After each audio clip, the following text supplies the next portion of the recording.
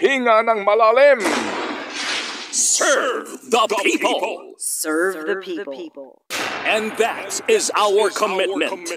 And that is our commitment. We are DWFM 92.3 True FM. Naging mabusisi sila. Marami silang tanong. Humihingi ng paliwanag. Ang iba sa kanila, galit. Bakit nga ba naman kinukuha ang 89.9 billion pesos na sinasabing sobrang pondo ng PhilHealth para ilaan sa ilang pagkakagastusan ng gobyerno? Ang tinutukoy ko ay ang ilang miyembro ng Senado sa kanilang ginawang pag-iimbestiga tungkol sa isyong ito na ngayon nga ay umabot na sa kataas-taasang hukuman. Narito ang ilang bahagi sa nangyaring pagdinig noong Hulyo 30. Pero ang concern natin dito, saan bang programa ito magagamit? Legally, baka meron kayong magandang sagot o palusot. But morally, for me, this is unacceptable. Bakit may ibang pinaglalaan ng pondo na dapat ay para sa kalusugan? Bakit may 90 billion na excess funds ang PhilHealth na pwede sigurong magamit para sa palawakin at palakasin ang mga benefit packages? Yung libreng gamot, bakit hanggang ngayon maraming lumalapit sa akin, nagbibit-bit ng reseta, walang pambili ng gamot? Hindi naman nila kayo makikita. Pwede ba nilang dalahin yung reseta sa inyo? Ba't hindi kayo gumawa ng mga bagong programa? Bakit kailangan ibalik ang 90 billion? Sapat ba o sobra-sobra na ang pondo?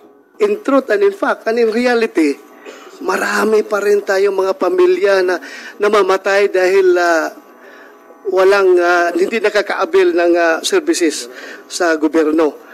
So kung itong ganito na may pera pala na ganito kalaki, hindi nagagamit, binabalik, para tayo ditong bulag-bulagan sa totoong nangyayari sa ating lipunan. In our hearing today, umaasa ako na ikukonsidera ng ating pamahalaan ang rekomendasyong ibalik ang binawing pondo sa PhilHealth for PhilHealth leadership and management to increase benefit values of its programs and to accelerate benefits payment. At higit sa lahat, matukoy at mapanagot ang mga nagpabaya sa isyong ito. Yan po ang mga tinig ni Senador Bongo, De La Rosa at Risa Ontiveros. Sabi niya, at higit sa lahat, matukoy at mapanagot ang mga nagpabaya sa isyong ito. Salamat po sa inyong pag-uusisa. Salamat po, Your Honors, sa inyo pong mga madamdaming katanungan at tunog na nagmamalasakit. Pero pwede ba kaming magtanong? Paano po ba nakalusot ang probisyon sa Republic Act No. 11975 o ang batas sa kasalukuyang pong pambansang budget na siyang ikinakatwiran ni Finance Secretary Ralph Recto at maging ng pamunuan ng Philippine Health Insurance Corporation kung bakit nga nila kinukobra ang 89.9 billion pesos na pera ho naman ng PhilHealth.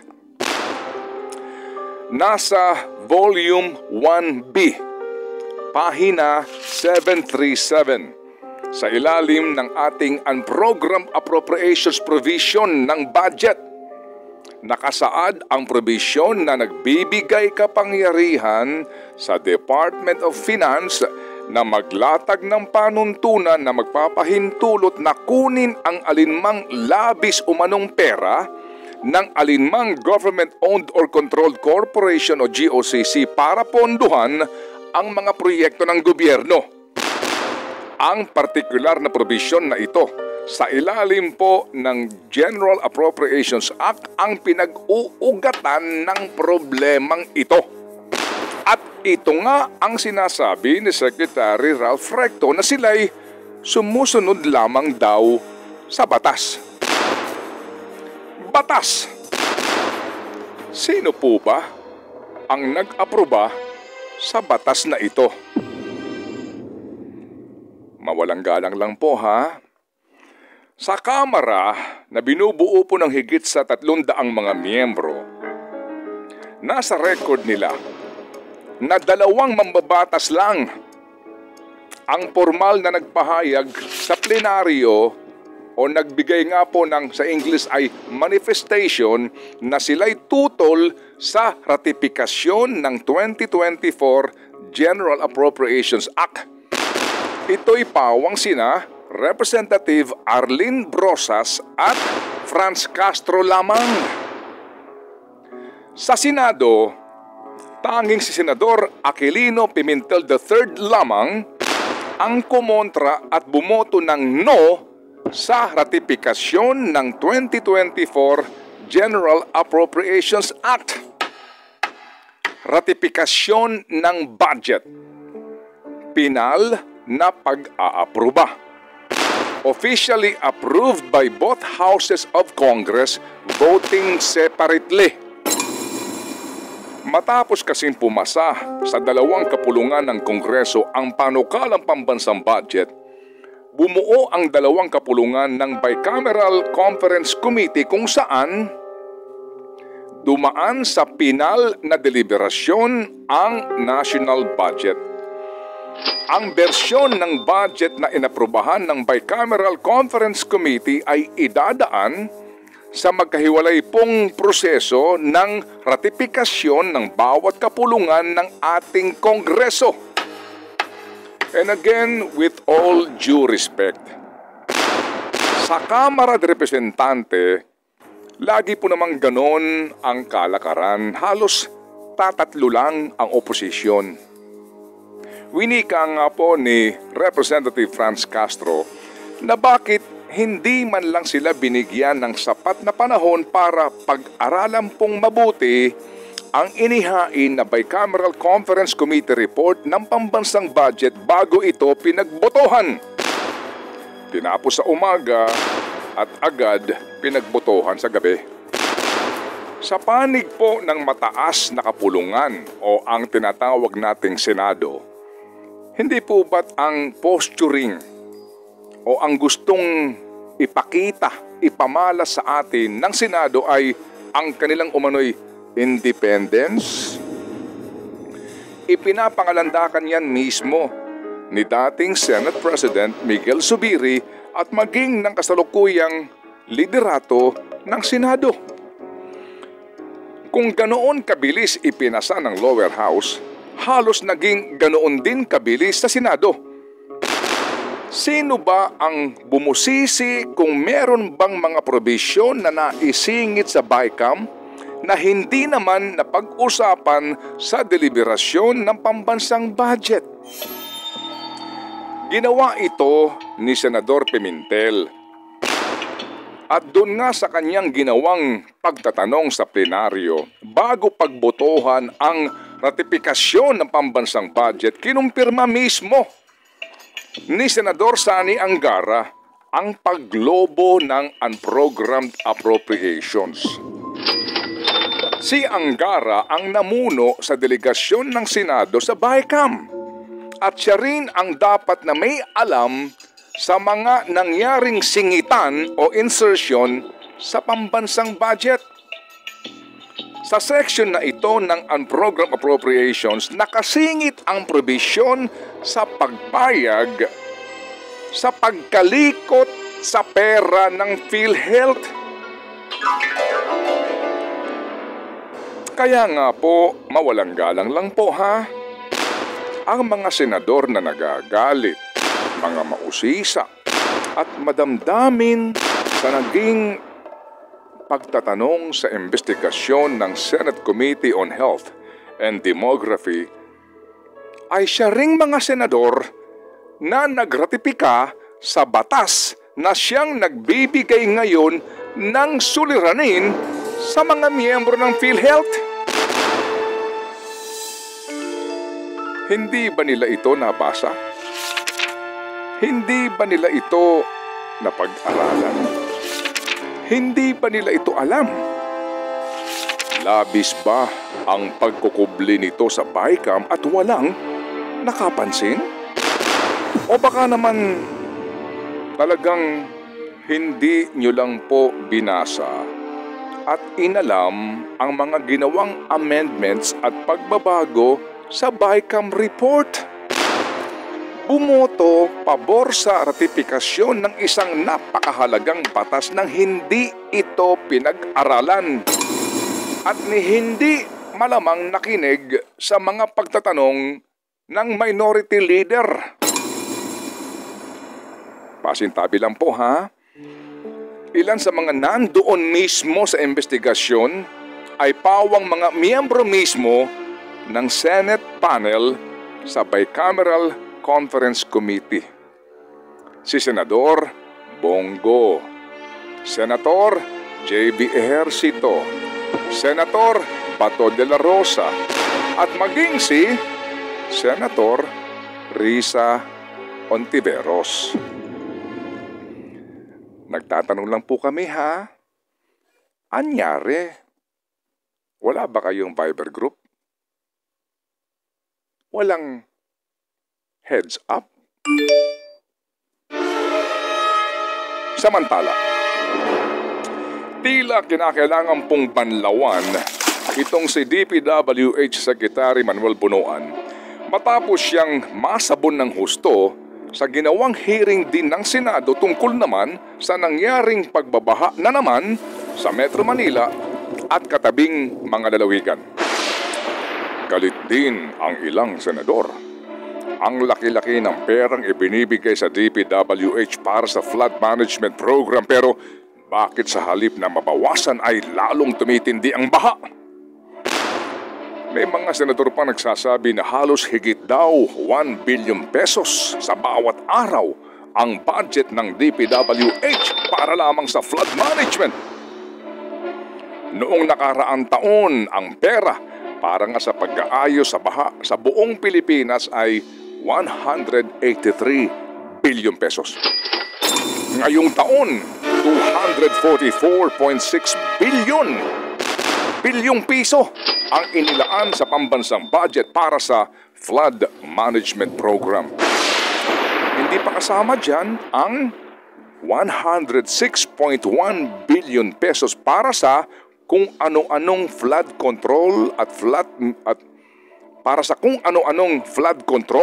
flood mitigation projects na nakalagay sa national budget. At sa gitna nga ng pagkalaki-laking budget, napakalaking halaga ng pera ng bayan na dinaig pa ang pambansang budget ng Kagawaran ng Kalusugan, iginiit ni Senador Aimee Marcos. Sa gitna nga po ng pagkalaki-laking budget, napakalaking halaga ng pera ng bayan na dinaig pa ang pambansang budget ng Kagawaran ng Kalusugan, iginiit ni Ate Senador Aimee Marcos na wala umanong National Flood Master Plan. Ay nakakagalit talaga. Subalit muli, mawalang galang po ha, ang aming katanungan. Sino po ba ang nag-aproba sa pambansang budget? Sino po ba ang pumayag na maglaan ng 244.6 billion pesos para sa flood management program at 106.1 billion pesos para sa flood control at flood mitigation projects? Di po ba kayo rin? Hindi po ba't nagkaroon kayo ng mga budget hearing kung saan dapat ay nahimay ninyo ng lubos ang bawat departamento at ang mga programa ng mga departamentong ito na paglalaanan nyo ng pera ng bayan? Hindi po ba't isa ang budget ng DPWH sa matagal niyong sinuri sa budget hearing? Nangangahulugan ba na sa pag-usisa ninyo sa budget hearing, walang naging pagtatanong kung sa pagkalaki-laking halaga na budget sa ilalim nga po ng DPWH para sa flood management program ay may kaukulan bang National Flood Master Plan? Sa pagbibigay ng napakalaking halagang pera, walang nagtanong, meron bang plano ito? Nabanggit din po sa hearing tungkol sa baha na ang karamihan sa flood control projects ng DPWH ay patsi-patsi. Nagtatanong nga si Ate Senador Amy Marcos kung meron bang guideline sa pagpili ng mga popondohang proyekto para sa baha? Ito ang bahagi ng kanyang pagtatanong sa hearing. Saan inilalaan ang bilyon-bilyong pera kapag walang master plan? How do you choose the projects? Are there guidelines or parameters each time that you submit these billions and billions of requests? To what do you allocate if there is no integrated master plan for the entire country? Yan po ang tanong ni Ate Amy. Si Senador Amy po ay naging aktibo sa mga budget hearing noong nakaraang taon. Isa rin siya sa mga malugod na nag-aproba sa pambansang budget. Ang sagot sa kanyang tanong kung ano ba ang parameters, ano ba ang guidelines sa paglalaanan ng pondo para sa flood control projects ay dapat nasagot noong pang binubuo nila ang General Appropriations Act. Meaning dapat sa budget hearing nasagot yung tanong ni Senator Amy. Di po ba? Sapagkat ngayon, kung hihimayin mo ang mga pondong inilaan sa bawat distrito sa buong Pilipinas para nga sa flood management program ngayon taon, abay, magigimbal ka sa laki ng mga halaga. Magandang gawing halimbawa po ang distrito nila Ate Amy. Sa Region 1, Ilocos Norte 1st District Engineering Office, 1.8 billion pesos. Ilocos Sur 1st District, 134.5 million pesos. Ilocos Sur 2nd District, 135 million pesos. Pangasinan 1st District, 200 million pesos. Pangasinan 3rd District, 553 million pesos. Pangasinan 4th District, 100 million pesos. Hindi na po natin iisa-isahin pa ang lahat ng distrito sa buong Pilipinas. Kayo na mismo ang bumuklat. Volume 1B, simula page 89 ng General Appropriations Act.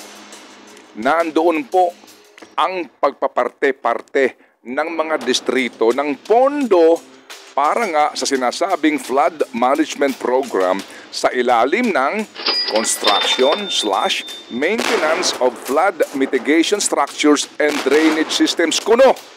But wait, there's more.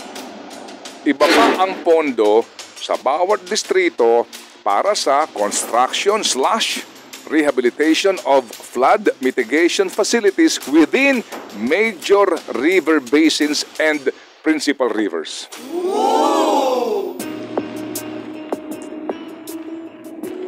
Kaya naman po, kung magpapakatotoo lang po tayong lahat, nasa mga kagalang-galang nating mambabatas ang sagot sa kanilang mga katanungan kung bakit sa napakalaking pera ng bayan na ginagasta at inilalaan para ayusin ang problema ng bayan sa mga baha na sa halip na maayos ay lalong tumitindi. Ika nga po, tanong mo, sagutin mo. Bakit ba pinakikialaman ng Finance Department ang pera ng PhilHealth? Sino ba ang nagbigay ng pahintulot? Tanong nyo, sagutin nyo. Nasa mga kagalang-galang natin mambabatas ang sagot. Sino ba ang nagbigay ng pahintulot? With all due respect. Samantala, sa pinakahuli pong State of the Nation address ng Pangulong Marcos Jr., ito po ang dulo ng kanyang pananalita. So, ladies and gentlemen, let me end by recalling the words of a great man. Let not anyone pacify his conscience by the delusion that he can do no harm if he takes no part and forms no opinion. Bad men need nothing more to compass their ends than that good men should look on and do nothing. He is not a good man.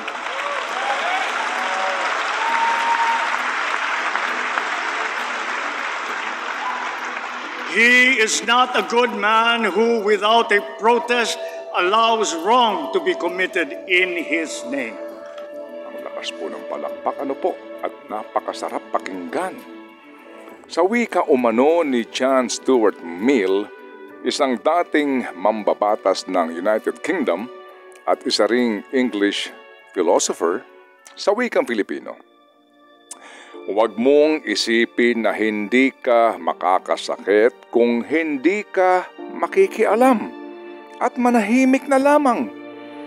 Nagtatagumpay ang mga masasama dahil walang ginagawa ang mga mabubuti. Hindi ka mabuting tao kung hindi ka nagpapahayag ng pagtutol at hinahayaan mo lang na mangyari ang masama.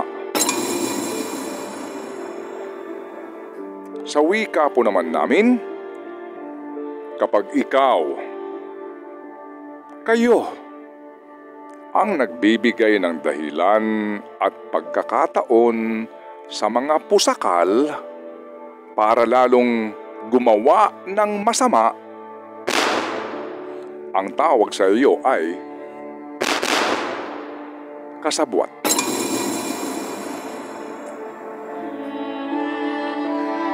Think about it.